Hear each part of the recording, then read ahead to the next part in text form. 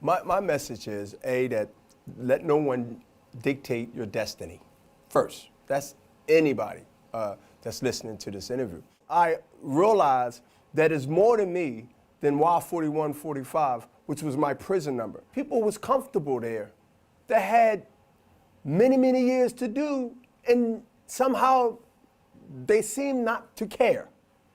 And they had a boxing team in these prisons. To me, at a young age, being a guy with an old mind, I started hanging around people older than me and start looking around and be like, yo, they're comfortable. I never got comfortable. Yes, physically I was there, but every time I had a chance to escape spiritually, mentally, I went. And that was my therapy. Turning professional and then losing my first fight, as you look at the archives, with Clinton Mitchell in May of 1988. Never forget it. It was like going back to prison. Early in my career, I was executing guys very quickly. But the execution name is something that I really stuck with, because knowing that I'm going up against people that I'm going to execute, they got to think about who would name themselves the executioner with the right mind.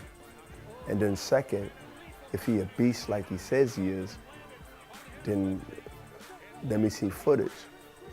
And then they see all these things, and then they got to prepare for the executioner. And not only you got to fight this guy that's perceived to be crazy, but you got to do it in grand fashion.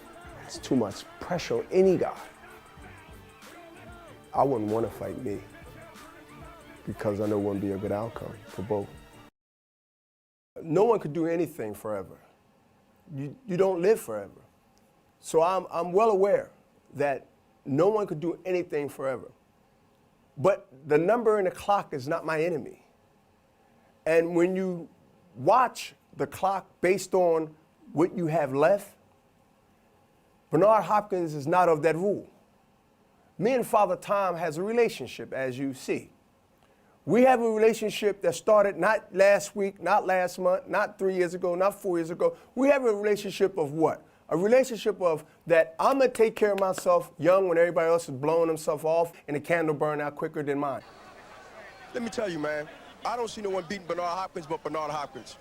And I really mean that. I train hard. Yes, I'm glad to be the undisputed middleweight champion of the world. But guess what? I'll be in the gym Thursday. Really? I'll be in the, that's my MO. I take 3 days off. I enjoy my wife. I got a 2.5-year-old daughter. And I will be in the gym.